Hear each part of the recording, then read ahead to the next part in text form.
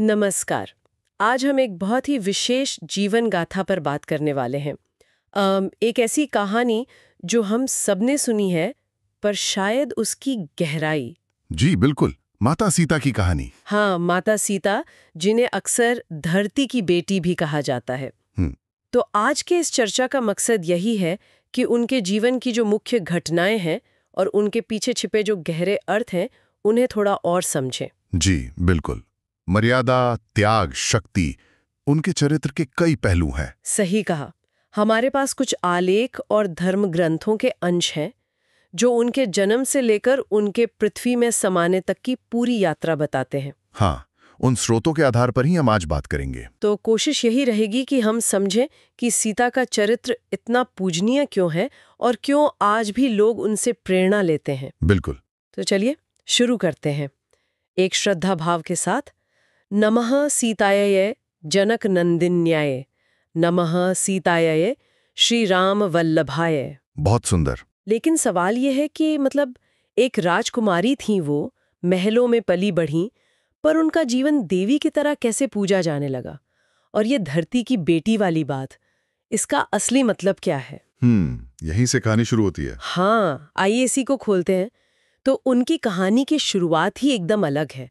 जैसे आम तौर पर जन्म होता है, वैसा नहीं। जी नहीं, बिल्कुल अलौकिक। वाल्मीकि रामायण बताती है कि राजा जनक को वो कैसे मिली। हाँ, ये जानना जरूरी है उनके नाम और उनके स्वरूप को समझने के लिए। राजा जनक, जो मिथिला के राजा थे, उनकी कोई संतान नहीं थी। अच्छा। तो संतान के लिए वो एक बड़ा यज्ञ कर रहे थे, और जब वो खुद ही यज्ञ की भूमि तैयार करने के लिए हल चला रहे थे। खुद राजा हल चला रहे थे? जी, उस समय ये रीत थी। तो हल का जो नुकीला हिस्सा होता है, जिसे सीत कहते हैं, सीत, हाँ। वो जमीन में किसी चीज से टकराया। और जब वहां खोदा गया तो एक बहुत सुंदर कन्या मिली। ओहो, जमीन से? हाँ, जमीन से। और क्योंकि वो हल के सीत से मिली थी, तो उनका नाम सीता रखा गया। अच्छा, तो नामकरण भी सीधे उनके मिलने के तरीके से जुड़ा है। बिल्कुल। और इसी वजह से उन्हें भूमिजा, यानी धरती की बेटी भी कहते हैं।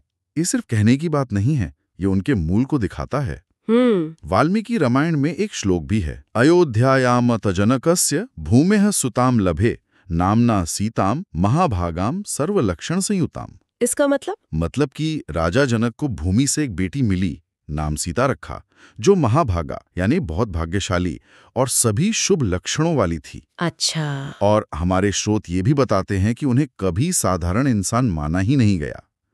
शुरू से ही उन्हें देवी लक्ष्मी का अवतार माना जाता था। लक्ष्मी का अवतार? हाँ, जो श्री राम यानी विष्णु अवतार की मदद के लिए आई थी धर्म स्थापना में। ये बात वाकई दिलचस्प है कि उनका जन्म सांसारिक नियमों से बिल्कुल अलग, सीधे प्रकृति से जुड़ा हुआ। हाँ, और शायद इसीलिए उनके चरित्र में वो स्थिरता, वो सहनशीलता दिखती है। जैसे धरती सब कुछ सहती है, धारण करती है। बिल्कुल। तो जन्म के बाद आता है स्वयंवर। वो भी कोई साधारण विवाह नहीं था। नहीं, बिल्कुल नहीं। राजा जनक का प्रण बहुत कठिन था। उनके पास भगवान शिव का दिया हुआ एक बहुत बड़ा भारी धनुष था, पिनाक। हाँ, शिव धनुष। जी। तो जनक ने घोषणा की थी कि जो कोई भी इस धनुष को उठाकर इस पर डोरी यानी प्रत्यंचा चढ़ा देगा, उसी से सीता का विवाह होगा। ये तो लगभग नामुमकिन शर्त रही होगी। हाँ, बड़े बड़े राजा राजकुमार आए, पर कोई उसे हिला भी नहीं सका। तुलसीदास जी ने रामचरितमानस में लिखा है ना इस बारे में, जनक सुता जग जननी जानी, सकल कल्याण कारण खानी। बिल्कुल, क्या भाव है इसमें। मतलब सीता जी को सिर्फ जनक की बेटी नहीं, जगत जननी और कल्याण का स्रोत मानकर ये शर्त रखी गई थी, जैसे उनके योग्य वर के लिए कोई दिव्य परीक्षा हो। सही। और फिर अयोध्या के राजकुमार श्री राम आए, मुनि विश्वामित्र के साथ। और जहां सब हार मान चुके थे, श्री राम ने बड़ी आसानी से धनुष उठा लिया। और जैसे ही डोरी चढ़ाने लगे, वो टूट गया, जोर की आवाज के साथ। टूट गया? हाँ, वो सिर्फ दो लोगों का मिलन नहीं था, बल्कि कह सकते हैं कि दैवीय शक्तियों का मिलन था।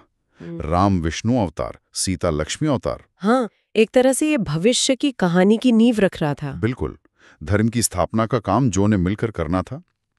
तो स्वयंवर सिर्फ शादी नहीं, एक बड़े उद्देश्य का पहला कदम था।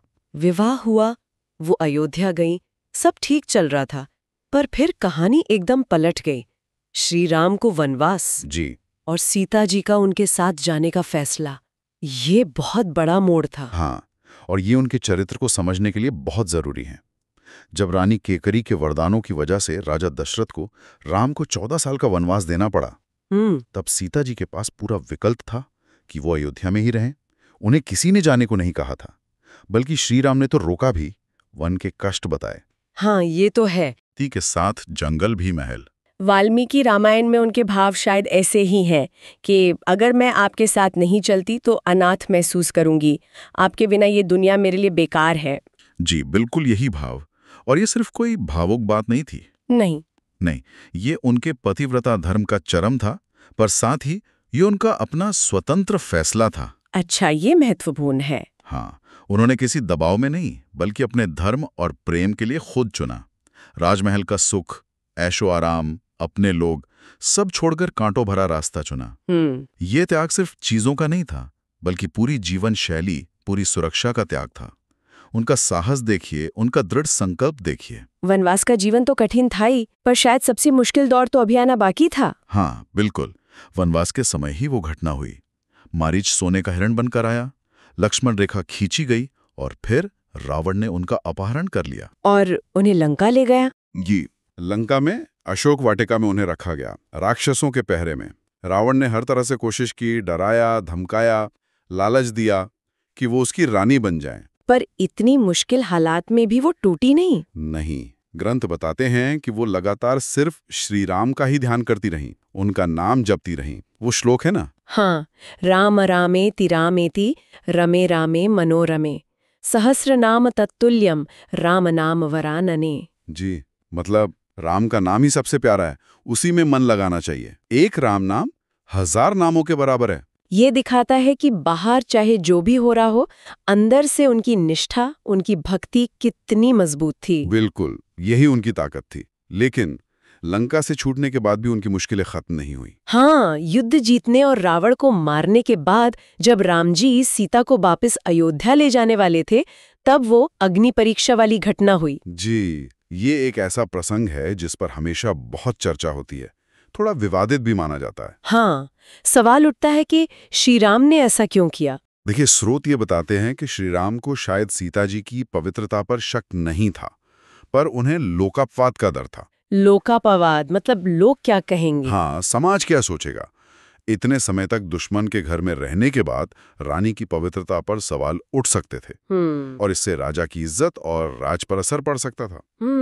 उस जमाने की सोच और राजधर्म का दबाव। जी, तो समाज की मान्यताओं और शायद राजधर्म के दबाव में राम ने सीता जी से कहा कि वो अपनी पवित्रता साबित करें। यहाँ लोकापात का मतलब सिर्फ लोगों की बातें नहीं, बल्कि सामाजिक व्यवस्था और राजा पर प्रजा का जो भरोसा है उसे बनाए रखने की चिंता भी थी। और सीता जी ने ये परीक्षा मानी? हाँ, बहुत दुख और पीड़ा के साथ, लेकिन अपने सम्मान और सच्चाई के लिए उन्होंने आग में उतरने का फैसला किया। उन्होंने अग्निदेव को पुकारा और जलती हुई आग में चली गई। लेकिन कहानी कहती है कि आग ने उन्हें छुआ तक नहीं। सच में? हाँ, अग्निदेव खुद उन्हें सुरक्षित बाहर लाए और श्रीराम को सौंप दिया, उनकी पवित्रता की गवाही दी। तो ये एक तरह से उनकी सच्चाई की जीत थी। बिल्कुल, उनकी अंदरूनी पवित्रता और तेज का प्रमाण था ये। लेकिन साथ ही ये उस समय के समाज की कठोरता भी दिखाता है। एक औरत पर, खासकर रानी पर, अपनी पवित्रता साबित करने का कितना भारी दबाव था। हाँ, ये सवाल तो मन में आता ही है कि क्या प्रेम और विश्वास से बढ़कर सामाजिक मान्यताएं हो गईं? क्या ये परीक्षा सीता जी के लिए थी या समाज के लिए? ये बहुत गहरा सवाल है, और यही दिखाता है कि उनके जीवन में हमेशा एक संघर्ष चलता रहा, अपनी भावनाओं और समाज या राजधर्म के बीच। बिल्कुल, और ये संघर्ष शायद अंत तक चला। हाँ, इसका सबसे बड़ा रूप तो हमें उनके जीवन के आखिरी हिस्से में दिखता है। अयोध्या लौटने के बाद, राम राज्य स्थापित होने के बाद भी कुछ लोग दबी जबान में सीता जी के चरित्र पर सवाल उठाते रहे। क्या अग्नि परीक्षा के बाद भी? ऐसा लगता है। लोकावाद फिर से उठा, और इस बार राम ने गर्भवती सीता को, गर्भवती थी वो? गर्भवती सीता को फिर से राजधर्म का हवाला देकर बिना उनका पक्ष सुने लक्ष्मण के हाथों जंगल में छुड़वा दिया। ओहे भगवान, ये तो। वाल्मीकि आश्रम में उन्होंने लव और कुश को जन्म दिया, उन्हें पाला पोसा। सालों बाद जब राम अश्वमेध यज्ञ करते हैं और लवकुश रामायण गाकर सीता जी की सच्चाई बताते हैं, तब राम उन्हें वापस अपनाने को तैयार होते हैं, लेकिन फिर से एक शर्त रखते हैं कि समाज के सामने कसम खाकर अपनी पवित्रता साबित करें। फिर से परीक्षा। इस बार सीता जी ने क्या किया? इस बार सीता जी ने मना कर दिया। उन्होंने बहुत सहा था, बार बार अपनी सच्चाई साबित की थी। उन्हें लगा बस अब और नहीं। सही भी है।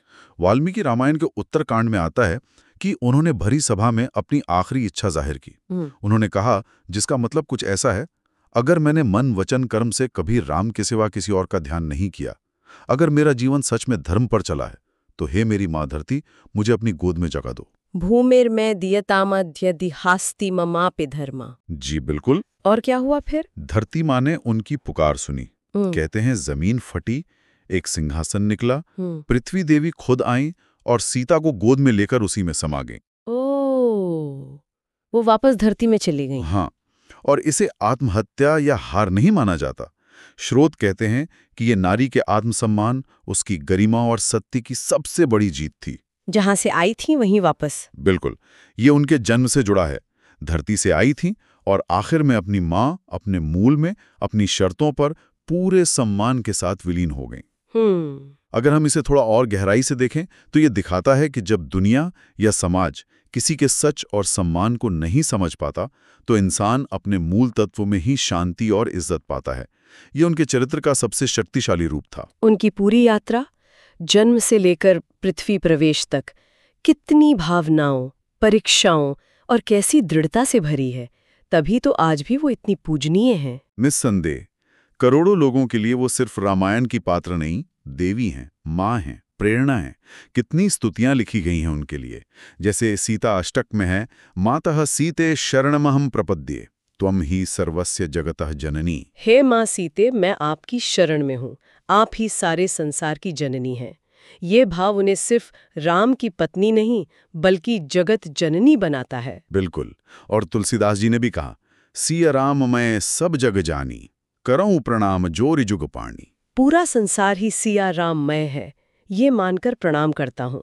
यहाँ सीता और राम अलग नहीं है, वो सृष्टि का आधार है। हाँ, और उनकी विरासत सिर्फ पूजा पाठ तक नहीं है। जैसा स्रोत बताते हैं, वो हर स्त्री के अंदर जो सहनशीलता है, जो त्याग की शक्ति है, जो अटूट निष्ठा है और मुश्किलों में भी ना झुकने वाली हिम्मत, उसका प्रतीक बन गई है।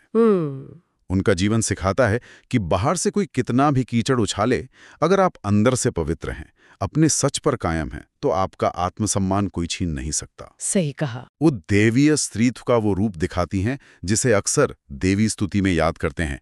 या देवी सर्वभूतेषु मातृ रूपेण संस्थिता, नमस्तस्यै नमस्तस्यै नमस्तस्यै नमो नमः। जो देवी सब प्राणियों में माँ के रूप में है, उन्हें बार बार नमस्कार। सीता जी का जीवन इसी माँ के रूप का, इसी ममतामयी पर दृढ़ शक्ति का सबूत है। बिल्कुल। तो अगर हम संक्षेप में देखें, हमने आज माता सीता के जीवन के वो मुख्य पड़ाव देखे जिन्होंने उनके चरित्र को ऐसा बनाया जैसा हम जानते हैं। धरती से उनका अनोखा जन्म, राम से उनका दिव्य विवाह, पति के लिए अपनी मर्जी से वनवास चुनना, लंका में मुश्किलों के बीच भी अटूट भक्ति, हाँ, फिर अग्नि परीक्षा से अपनी पवित्रता का प्रमाण देना, और आखिर में जब समाज ने फिर सवाल उठाए तो अपनी शर्तों पर पूरे सम्मान के साथ धरती माँ की गोद में लौट जाना। जी। उनका जीवन त्याग, प्रेम, सहनशीलता और सबसे बढ़कर एक स्त्री के आत्मसम्मान का, मतलब एक टाइमलेस मैसेज देता है। बिल्कुल। और जैसा हमने स्रोतों में देखा, सीता जी की कहानी सिर्फ गुजरे जमाने की बात नहीं है, ये आज भी हमें रास्ता दिखाती है। ये हमें धर्म, कर्तव्य, प्रेम, इन सब के बीच का जो जटिल संतुलन है और अपने सच्चाई पर टिके रहने का क्या महत्व है, इस पर सोचने को मजबूर करती है। यहाँ एक आखिरी सवाल ये उठता है जो सोचने लायक है। उनका जो ये आखिरी फैसला था पृथ्वी में वापस जाने का, खासकर जब हम उसे उनके जन्म यानी धरती की बेटी होने से जोड़ते हैं, तो ये हमें अपनी कीमत समझने, अपना सम्मान बनाए रखने और दुनिया माने या ना माने अपनी शर्तों पर शांति पाने के बारे में क्या सिखाता है? बहुत गहरा विचार है ये। क्या जीवन की यात्रा का यही अंतिम सत्य नहीं है, जहां से आए वहीं सम्मान और शांति से लौट जाना? माता सीता की ये पवित्र गाथा, ये हम सभी को हमेशा सच, धर्म और आत्मसम्मान के रास्ते पर चलने की हिम्मत देती रहे। उनकी कहानी याद दिलाती है कि बाहर हालात कितने भी मुश्किल क्यों न हो, अंदर की शक्ति और सच्चाई ही आखिर तक साथ निभाती है। बिल्कुल। जय सिया राम। सदा वो।